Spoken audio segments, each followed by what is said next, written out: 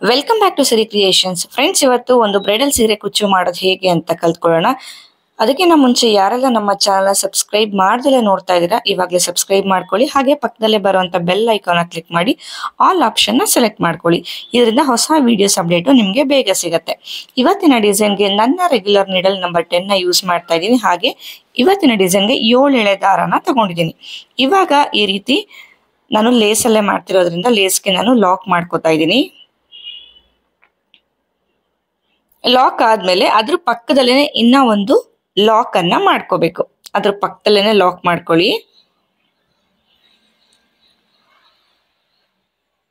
Lock ಆದ್ಮೇಲೆ ಇವಾಗ ನಾನು ಈ ರೀತಿ ದಾರ ಮೇಲ್ ಮಾಡಿ ಒಂದು ಬೀಡನ್ನ ತಗೋತಾ ಇದ್ದೀನಿ.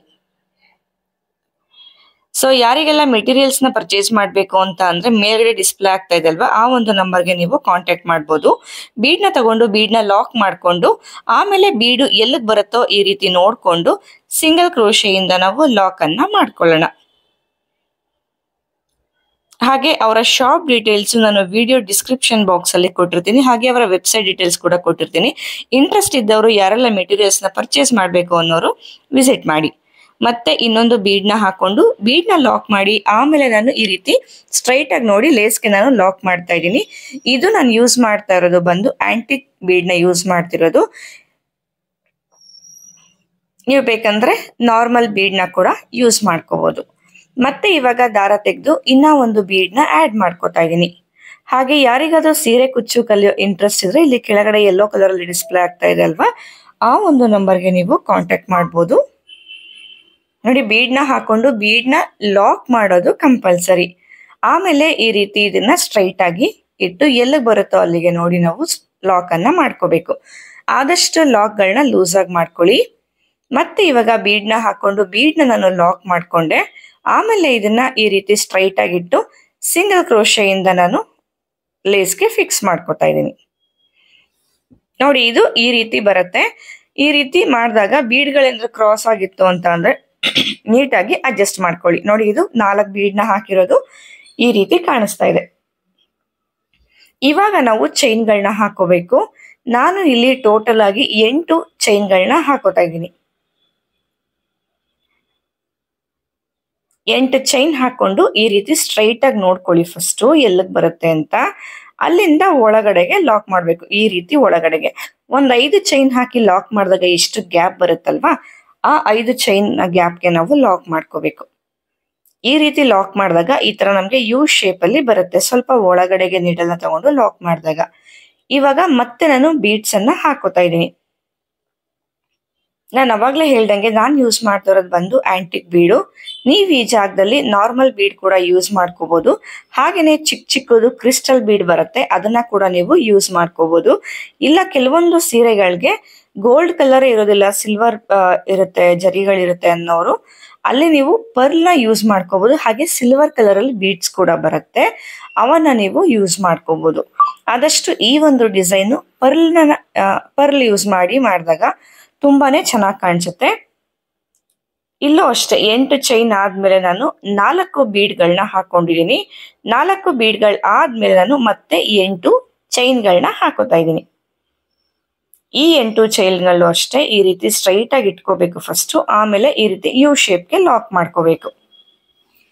ಇಲ್ಲಿ ಫಸ್ಟ್ ಮಾಡ್ಕೊಂಡಿದೀವಿ ಅಲ್ವಾ, ಇದೇ ತರ ನಾವು ಸ್ಟ್ರೈಟ್ ಆಗಿ ಇಟ್ಕೊಂಡು ಒಳಗಡೆಗೆ ಲಾಕ್ ಮಾಡ್ಕೋಬೇಕು ಈ ರೀತಿ. ಇಲ್ಲ ಅಂದ್ರೆ ಜಿಗ್ಜಾಗ್ ಮಾಡಿರ್ತೀವಿ ಅಲ್ವಾ, ಅದು W ಶೇಪ್ M ಶೇಪ್ ಅಲ್ಲಿ ಇರುತ್ತಲ್ವಾ, ಆ ಒಂದು ಜಿಗ್ಜಾಗ್ ಸ್ಟಿಚಸ್ ನ ಅಂದ್ರೆ ಪಿಕೋ ಸ್ಟಿಚಸ್ ನ ಕೌಂಟ್ ಮಾಡ್ಕೊಂಡು ಕರೆಕ್ಟ್ ಆಗಿ ನೀವು ಲಾಕ್ ಮಾಡ್ಕೋಬಹುದು. ಅವಾಗ್ಲೂ ಸಹ ನಮ್ಗೆ ಕರೆಕ್ಟ್ ಮೆಷರ್ಮೆಂಟ್ಗೆ ಬರುತ್ತೆ. ನೋಡಿ, ಇದೇ ತರ ಕಂಪ್ಲೀಟ್ ಮಾಡ್ಕೊಂಡಿದ್ದೀನಿ. ಎಂಡಲ್ಲಿ ಬರೀ 3 ಬೀಡ್ಸ್ ಅಷ್ಟೇ ಹಾಕೋದಕ್ಕಾಯ್ತು. ನೋಡಿ, ಈ ರೀತಿ ಯು ಶೇಪ್ ಬರ್ಬೇಕು. ಇನ್ನೊಂದ್ ಸ್ವಲ್ಪ ಜಾಗ ಇತ್ತು, ಅಲ್ಲಿ ಹಾಕೋಬಹುದಾಗಿತ್ತು, ಬಟ್ ಲೇಸ್ ರಿಮೂವ್ ಆಗುತ್ತೆ ಅಂತ ಹೇಳಿ ನಾನು ಹಾಕಿಲ್ಲ. ಎಲ್ಲಾ ಕಡೆ 4 ಬೀಡ್ ಬರೋ ರೀತಿನೇ ಹಾಕೋಬೇಕು. ನೋಡಿ, ಇದು ಕಂಪ್ಲೀಟ್ ಆದ್ಮೇಲೆ ಈ ರೀತಿ ಕಾಣಿಸುತ್ತೆ.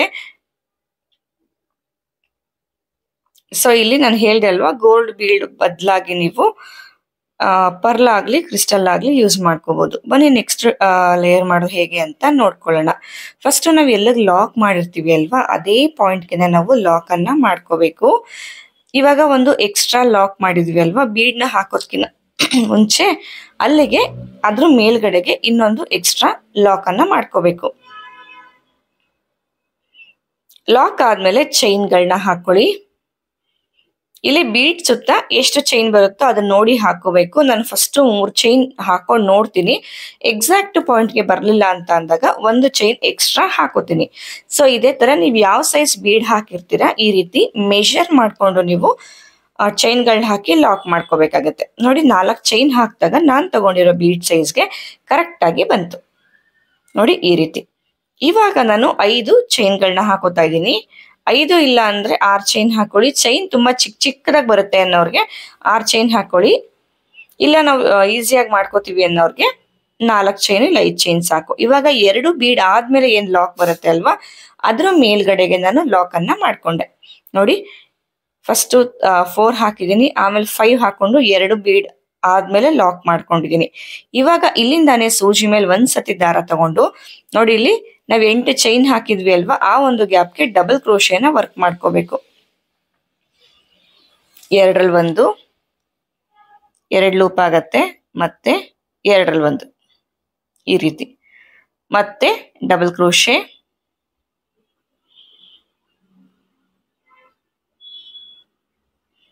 ಡಬಲ್ ಕ್ರೋಶೆ ಅಂತ ಅಂದ್ರೆ ಆಲ್ಮೋಸ್ಟ್ ಎಲ್ಲರಿಗೂ ಗೊತ್ತಿರುತ್ತೆ. ಸೂಜಿ ಮೇಲೆ 1 ಸತಿ ದಾರ ತಗೊಂಡು ವರ್ಕ್ ಮಾಡೋ ಸ್ಟಿಚ್ಗೆ ಡಬಲ್ ಕ್ರೋಶೆ ಅಂತ ಹೇಳ್ತೀವಿ. ಇಲ್ಲೂ ಅಷ್ಟೇ double crochet stitches length correct ಆಗಿ ಬ್ಯಾಲೆನ್ಸ್ ಮಾಡ್ಕೊಳ್ಳಿ. ಒಂದೊಂದೇ ಆಗಿದ ತಕ್ಷಣ ಹಿಂದಿಂದ ಯಾವ ಲೆಂತ್ ಅಲ್ಲಿ ಇದೆ ಆ ಲೆಂತ್ಗೆ ನೆಕ್ಸ್ಟ್ ನ ಡಬಲ್ ಕ್ರೋಶೆನ ಮಾಡ್ತಾ ಹೋದಾಗ ಎಲ್ಲಾನು ನಿಮ್ಗೆ ಒಂದೇ ಲೆವೆಲ್ಗೆ ಬರುತ್ತೆ, ಏರುಪೇರು ಆಗೋದಿಲ್ಲ. ಮತ್ತೆ ಸೂಜಿ ಮೇಲೆ ದಾರ ತಗೊಂಡು ಸೇಮ್ ಇಲ್ಲಿ 8 ಚೈನ್ ಏನ್ ಹಾಕಿದ್ವಿ ಅಲ್ವಾ, ಈ ಒಂದು 8 ಚೈನು ಕಂಪ್ಲೀಟ್ ಆಗಿ ಫಿಲ್ ಆಗ್ಬೇಕು ನಮ್ಗೆ. ಆ ರೀತಿ ನಾವು ಡಬಲ್ ಕ್ರೋಶೆಯಿಂದ ಫಿಲ್ ಅನ್ನ ಮಾಡ್ಕೋಬೇಕು. ತೀರಾ ಲೂಸ್ ಸ್ಟಿಚ್ ಮಾಡ್ಕೋಬೇಡಿ ಡಬಲ್ ಕ್ರೋಶೆಗಳು, ಅವಾಗ ತುಂಬಾ ಲೂಸ್ ಕಾಣಿಸುತ್ತೆ. ನೋಡಿ ಇದು ಕಂಪ್ಲೀಟ್ ಆದ್ಮೇಲೆ ಈ ರೀತಿ ಎಲ್ಲಿಗೆ ಬರುತ್ತೋ ನೋಡ್ಕೋಬೇಕು. ಇಲ್ಲ ಅಂತಂದ್ರೆ ಡೈರೆಕ್ಟ್ ಆಗಿ ಫಸ್ಟ್ ಬೀಡ್ ಆಗಿದ ತಕ್ಷಣ ಫಸ್ಟ್ ಬೀಡ್ ಲಾಕ್ ಏನಿದೆ ಅಲ್ವಾ, ಈ ಒಂದು ಲಾಕ್ ನ ಮೇಲೆ ನಾವು ಲಾಕ್ ಅನ್ನ ಮಾಡ್ಕೋಬೇಕು. ನೋಡಿ ಈ ಪಾಯಿಂಟ್ಗೆ ನಾವ್ ಎಲ್ಲಿಗೆ ಬರುತ್ತೆ ನೋಡ್ಕೊಂಡ್ರು ಅದೇ ಪಾಯಿಂಟ್ಗೆನೆ ಬರುತ್ತೆ. ಈ ಲಾಕ್ ಒಳಗಡೆಗೆ ಲಾಕ್ ಅನ್ನ ಮಾಡ್ಕೋಬೇಕು. ಲಾಕ್ ಆದ್ಮೇಲೆ ಮತ್ತೆ ಇವಾಗ ಇಲ್ಲಿ 2 ಚೈನ್ ಹಾಕೊಂಡಿದ್ವಿ ಅಲ್ವಾ, ಅಂದ್ರೆ 2 ಬೀಡ್ಗೆ ಮೇಲೆ ಚೈನ್ ಹಾಕಿದ್ವಿ ಅಲ್ವಾ 5 ಚೈನು, ಅದೇ ತರ ಇಲ್ಲೂ ಕೂಡ 5 ಚೈನ್ ಹಾಕೋಬೇಕು.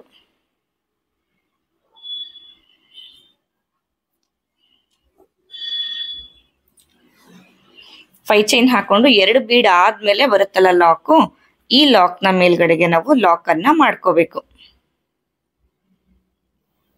ಲಾಕ್ ಆದ್ಮೇಲೆ ಮತ್ತೆ ಇವಾಗ ಸೂಜಿ ಮೇಲೆ ದಾರ ತಗೊಂಡು ಡೈರೆಕ್ಟ್ ಆಗಿ ಇಲ್ಲಿ 8 ಚೈನ್ ಏನ್ ಹಾಕಿದ್ವಿ ಅಲ್ವಾ, ಆ ಒಂದು ಚೈನ್ ನ ಗ್ಯಾಪ್ಗೆ ಡಬಲ್ ಕ್ರೋಶೆನ ಮಾಡ್ಕೋಬೇಕು. ಟೋಟಲ್ ಆಗಿ ಇಲ್ಲಿ ನಾನು 15 ಡಬಲ್ ಕ್ರೋಶೆಗಳನ್ನ ವರ್ಕ್ ಮಾಡ್ಕೊಂಡಿದೀನಿ ಫಸ್ಟ್ ಆರ್ಚ್ಗೆ. ಸೊ ಈ ಒಂದು ಕೌಂಟ್ ನ ಕರೆಕ್ಟ್ ಆಗಿ ನೆನ್ಪಿಟ್ಕೊಳ್ಳಿ, ಯಾಕಂದ್ರೆ ನೆಕ್ಸ್ಟ್ ಲೇಯರ್ ಮಾಡ್ಬೇಕಾದ್ರೆ ನಮ್ಗೆ ತುಂಬಾನೇ ಯೂಸ್ ಆಗತ್ತೆ. ಸೊ ಇದೇ ತರ ನಾನು 3 ಆರ್ಚ್ಗಳನ್ನ ಮಾಡಿ ಇಟ್ಕೊಂಡಿದೀನಿ. ನೋಡ್ತಾ ಇರ್ಬೋದು ಎಲ್ಲ ಒಂದೇ ರೀತಿ ಬಂದಿದೆ. ನಿಮ್ಗೆ ಬೇಕು ಅಂದ್ರೆ ಇಷ್ಟಕ್ಕೇನೆ ಸ್ಟಾಪ್ ಮಾಡ್ಕೋಬಹುದು. ಇಲ್ಲೇನು 5 ಚೈನ್ ಹಾಕಿದೀವಿ ಅಲ್ವಾ, ಅಲ್ಲಿಗೆ ಕುಚ್ ಕಟ್ಕೊಂಡು ಅಷ್ಟಕ್ಕೆ ಬೇಕಾದ್ರೆ ನೀವು ಸ್ಟಾಪ್ ಮಾಡ್ಕೋಬಹುದು. ಇಲ್ಲ ನಾವು ಎಕ್ಸ್ಟೆಂಡ್ ಮಾಡ್ಕೋತೀವಿ ಅಂದ್ರೆ ಎಕ್ಸ್ಟೆಂಡ್ ಮಾಡ್ಕೋಬಹುದು. ಯಾವ್ದಾದ್ರು ಡಿಸೈನ್ ನ ನೀವು ಎಕ್ಸ್ಟೆಂಡ್ ಮಾಡ್ಕೋಬಹುದು. ನೋಡಿ ಇಲ್ಲಿ ನಾನು ಎಕ್ಸ್ಟೆಂಡ್ ಮಾಡ್ತಾ ಇದ್ದೀನಿ. ಫಸ್ಟ್ ನಾವು ಲಾಕ್ ಮಾಡಿದ್ವಲ್ವಾ ಅದೇ ಪಾಯಿಂಟ್ಗೆ ಲಾಕ್ ಮಾಡ್ಕೊಳ್ಳಿ. ಲಾಕ್ ಆದ್ಮೇಲೆ ಫಸ್ಟ್ ಇಲ್ಲೇನು ಬೀಡ್ ಮೇಲೆ ಚೈನ್ ಹಾಕಿರ್ತೀವಲ್ವಾ ಅದ್ರ ಒಳಗಡೆಗೆ ಒಂದು ಚೈನ್ ಅನ್ನ ಹಾಕೊಳ್ಳಿ. ಯಾಕಂದ್ರೆ ಹಿಂದೆ ಗಂಟ್ ಹಾಕಿರೋದ್ರಿಂದ ಗಂಟು ಮುಂದೆ ಬರುತ್ತೆ ಅಂತ ಸೆಕ್ಯೂರ್ ಮಾಡ್ಕೊಳ್ಳೋದಕ್ಕೆ ಒಂದು ಲಾಕ್ ಹಾಕೊಂಡಿರೋದು. ಇವಾಗ 3 ಚೈನ್ ಹಾಕೊಂಡು ಇಲ್ಲಿ ಲಾಕ್ ಇದೆ ಅಲ್ವಾ, ಈ ಲಾಕ್ ನ ಮೇಲೆ ಲಾಕ್ ಮಾಡ್ಕೊಳ್ಳಿ. ಮತ್ತೆ ಇವಾಗ ಚೈನ್ ಹಾಕೊಳ್ಳಿ. ಮತ್ತೆ ನಾನು 3 ಚೈನ್ ಹಾಕೊಂಡು ನೆಕ್ಸ್ಟ್ 5 ಚೈನ್ ಗ್ಯಾಪ್ ಒಳಗಡೆ ನೋಡಿ, ಈ ಗ್ಯಾಪ್ ಒಳಗಡೆಗೆ ನಾನು ಲಾಕ್ ಅನ್ನ ಮಾಡ್ತಾ ಇದ್ದೀನಿ. ಇಲ್ಲಿಗೆ ಲಾಕ್ ಆದ್ಮೇಲೆ ಕರೆಕ್ಟ್ ಆಗಿ ನೋಡ್ಕೊಳ್ಳಿ. ಇನ್ ಕೇಸ್ ಸುಕ್ಕು ಬರ್ತಾ ಇದೆ ಅಂದಾಗ ಚೈನ್ಗಳನ್ನ ಹೆಚ್ಚು ಕಡಿಮೆ ಮಾಡ್ಕೋಬಹುದು. ನೋಡಿ ಇಲ್ಲಿ ಡಬಲ್ ಕ್ರೋಶೆ ಮೇಲೆ ಚೈನ್ ಗ್ಯಾಪ್ ಕಾಣಿಸ್ತಾ ಇದೆ ಅಲ್ವಾ, ಅಲ್ಲಿಗೆ ನಾನು ಸೂಜಿ ಮೇಲೆ ಒಂದ್ಸತಿ ದಾರ ತಗೊಂಡು ನೀಡಲ್ನ ಹಾಕೊಂಡಿದೀನಿ. ಸೊ 3 ಲೂಪ್ ಆಗುತ್ತಲ್ವಾ, 3 ಲೂಪ್ ಇಂದ ದಾರ ತಗೊಂಡು ನೀಡಲ್ನ ಹೊರಗಡೆ ತೆಗಿಬೇಕು. ಸೊ ಇದಕ್ಕೆ ಹಾಫ್ ಡಬಲ್ ಕ್ರೋಶೆ ಅಂತ ಹೇಳ್ತೀವಿ ನಾವು. ಮತ್ತೆ ಇವಾಗ ನೆಕ್ಸ್ಟ್ ಡಬಲ್ ಕ್ರೋಶೆ ಮೇಲೆ ಚೈನ್ ಬರುತ್ತಲ್ವಾ, ಅದ್ರ ಒಳಗಡೆಗೆ ಒಂದು ಹಾಫ್ ಡಬಲ್ ಕ್ರೋಶೆನ ವರ್ಕ್ ಮಾಡ್ಕೋಬೇಕು. ಫಸ್ಟ್ ಒಂದು ಹಾಫ್ ಡಬಲ್ ಕ್ರೋಶೆ ಮಾಡಿದ್ವಿ ಒಂದು ಗ್ಯಾಪ್ಗೆ, ನೆಕ್ಸ್ಟ್ 2ನೇ ಗ್ಯಾಪ್ಗೆ 2 ಹಾಫ್ ಡಬಲ್ ಕ್ರೋಶೆ ಮಾಡ್ತಾ ಇದ್ವಿ. ನೋಡಿ ಸೇಮ್ ಪಾಯಿಂಟ್ಗೆನೆ ಮಾಡ್ಕೋತಾ ಇರೋದು. ನೋಡಿ 3 ಲೂಪ್ನ ಒಂದೇ ಸತಿ ಹೊರಗಡೆಗೆ ನೀಡಲ್ನ ತೆಗೆಯೋದು. ಮತ್ತೆ ಇವಾಗ ನೆಕ್ಸ್ಟ್ ಹೋಲ್ ಒಳಗಡೆಗೆ ಒಂದು ಹಾಫ್ ಡಬಲ್ ಕ್ರೋಶೆ. ಇವಾಗ ಅದಕ್ಕೆ ನೆಕ್ಸ್ಟ್ ಡಬಲ್ ಕ್ರೋಶೆ ಮೇಲೆ ಚೈನ್ ರೀತಿ ಕಾಣಿಸುತ್ತಲ್ವಾ, ಅದ್ರೊಳಗಡೆಗೆ 2 ಹಾಫ್ ಡಬಲ್ ಕ್ರೋಶೆ. ಸೊ ಇಲ್ಲಿ 1 2 1 2 ಈ ಕೌಂಟಿಂಗ್ ಅಲ್ಲಿ ಹಾಫ್ ಡಬಲ್ ಕ್ರೋಶೆನ ವರ್ಕ್ ಮಾಡ್ಕೋತೀವಿ. ಸೊ ಹಾಫ್ ಡಬಲ್ ಕ್ರೋಶೆನೂ ಅಷ್ಟೇ ಲೆಂತ್ ಏನಷ್ಟು ಲೆಂತ್ ಬರೋದಿಲ್ಲ. ಲೆಂತ್ ಕಡೆ ಗಮನ ಇಟ್ಟು ವರ್ಕ್ ಅನ್ನ ಮಾಡ್ಕೊಂಡ್ರೆ ಸಾಕಾಗತ್ತೆ. ನೋಡಿ ಒಂದರಲ್ಲಿ 1 ಹಾಫ್ ಡಬಲ್ ಕ್ರೋಶೆ, ಇನ್ನೊಂದು ಗ್ಯಾಪ್ಗೆ 2 ಹಾಫ್ ಡಬಲ್ ಕ್ರೋಶೆನ ವರ್ಕ್ ಮಾಡ್ಕೋತಾ ಇರೋದು. ಅಂದ್ರೆ ಈ ರೀತಿ ಒಂದೇ ಪಾಯಿಂಟ್ಗೆ 2 ಹಾಫ್ ಡಬಲ್ ಕ್ರೋಶೆಗಳನ್ನ ವರ್ಕ್ ಮಾಡ್ಕೊಳ್ಳುವಂಥದ್ದು. ನೋಡಿ ಒಂದೇ ಪಾಯಿಂಟ್ಗೆ 2 ಹಾಫ್ ಡಬಲ್ ಕ್ರೋಶೆ. ನೋಡ್ಕೊಳ್ಳಿ ಕರೆಕ್ಟ್ ಆಗಿ ಬರ್ತಾ ಇದೆಯಾ ಏನು ಅಂತ ಹೇಳಿ. ಒಂದಕ್ಕೆ 1 ಹಾಫ್ ಡಬಲ್ ಕ್ರೋಶೆ. ಈ ರೀತಿ ಆದ್ಮೇಲೆ 1 ಹಾಫ್ ಅಂದ್ರೆ ಟೋಟಲ್ ಆಗಿ 7 ಡಬಲ್ ಕ್ರೋಶೆ ಮೇಲೆ ನಾವು ಈ ರೀತಿ ವರ್ಕ್ ಮಾಡ್ಕೊಂಡಿರೋಂಥದ್ದು. ಇವಾಗ ಇಲ್ಲಿಗೆ ನಾನು 7ನೇದು ಡಬಲ್ ಕ್ರೋಶೆ ಸ್ಟಿಚ್ ಆದ್ಮೇಲೆ ಇಲ್ಲಿಗೆ ನಾನು 3 mm ಸೈಜ್ ಅಲ್ಲಿ ಒಂದು ಬೀಡನ್ನ ತಗೋತಾ ಇದ್ದೀನಿ.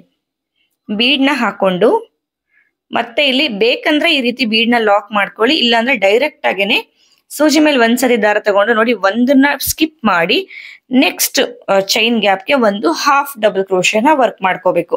ಇಲ್ಲಿ ಸಣ್ಣ ಬೀಡ್ ಹಾಕ್ತಿರೋ ಲಾಕ್ ಆದ್ರೂ ಮಾಡ್ಕೋಬಹುದು, ಇಲ್ಲ ಅಂತಂದ್ರೆ ಹಾಗೆ ಕೂಡ ನೀವು ವರ್ಕ್ ಮಾಡ್ಕೋಬಹುದು. ಇಲ್ಲೂ ಅಷ್ಟೇ ಒಂದರಲ್ಲಿ 1 ಇನ್ನೊಂದರಲ್ಲಿ 2 ಈ ರೀತಿ ಹಾಫ್ ಡಬಲ್ ಕ್ರೋಶೆಗಳನ್ನ ವರ್ಕ್ ಮಾಡ್ಕೋಬೇಕು.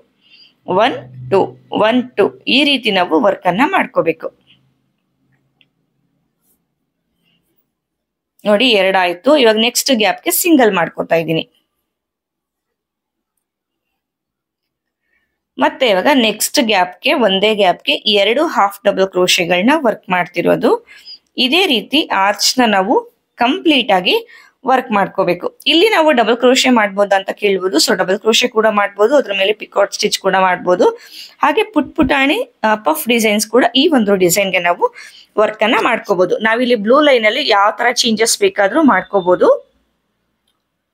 ನೋಡಿ ಇದೇ ತರ ಆರ್ಚ್ ಪೂರ್ತಿ ಆದ್ಮೇಲೆ ನಮ್ಗೆ ಈ ರೀತಿ ಕಾಣಿಸುತ್ತೆ. ನೋಡಿ ಎಷ್ಟು ನೀಟ್ ಆಗಿದೆ ಅಂತ ಹೇಳಿ. ಇವಾಗ ಇದನ್ನ ಡೈರೆಕ್ಟ್ ಆಗಿ ಈ ರೀತಿ ಲಾಕ್ ಮೇಲೆ ಲಾಕ್ ಮಾಡ್ಕೊಂಡ್ರೆ ಸೊ ಸುಕ್ ಬಂದ್ಬಿಡುತ್ತೆ. ಈ ತರ ಲಾಕ್ ಮೇಲೆ ಲಾಕ್ ಮಾಡ್ಕೊಂಡ್ರೆ ಸುಕ್ ಬರುತ್ತೆ. ನಾನೇನ್ ಮಾಡ್ತೀನಿ ಡೈರೆಕ್ಟ್ ಆಗಿ 5 ಚೈನ್ ಗ್ಯಾಪ್ ಒಳಗಡೆಗೆ ಲಾಕ್ ಮಾಡ್ತೀನಿ, ಅಂದ್ರೆ ಆರ್ಚ್ ಅನ್ನ ಎಂಡ್ ಮಾಡ್ಕೋತೀನಿ. ಇವಾಗ ಅದ್ರೊಳಗಡೆನೆ ಸಿಂಗಲ್ ಕ್ರೋಶೆಗಳ ಎಕ್ಸ್ಟ್ರಾ ಹಾಕೋತೀನಿ ನಾನು.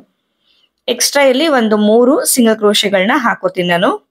ಅಂದ್ರೆ ಆರ್ಚ್ ಎಂಡ್ ಆದ್ಮೇಲೆ 3 ಎಕ್ಸ್ಟ್ರಾ ಸಿಂಗಲ್ ಕ್ರೋಶೆಗಳು. ಮತ್ತೆ ಇವಾಗ ಸೂಜಿ ಮೇಲೆ ದಾರ ತಗೊಂಡು ಈ ಫಸ್ಟ್ ಆರ್ಚ್ ನಾವೇನ್ ವರ್ಕ್ ಮಾಡ್ಕೊಂಡ್ವಿ ಅಲ್ವಾ, ಇದೇ ರೀತಿ ವರ್ಕ್ ಅನ್ನ ಮಾಡ್ಕೊಳ್ಳೋ ಅಂಥದ್ದು. ಹಾಫ್ ಡಬಲ್ ಕ್ರೋಶೆಗಳನ್ನೇ ವರ್ಕ್ ಮಾಡ್ಕೊಳ್ಳಿ, ಎಲ್ಲೂ ಕೂಡ ಮಿಸ್ಟೇಕ್ ಮಾಡ್ಕೊಳ್ಳೋದಕ್ಕೆ ಹೋಗ್ಬಿಡಿ. 1 2 1 2 ಇದೇ ಕೌಂಟಿಂಗ್ ಅಲ್ಲೇ ಬರ್ಲಿ. ನೋಡಿ ಇದು ಆರ್ಚ್ ಕಂಪ್ಲೀಟ್ ಆದ್ಮೇಲೆ ಈ ರೀತಿ ಕಾಣಿಸುತ್ತೆ.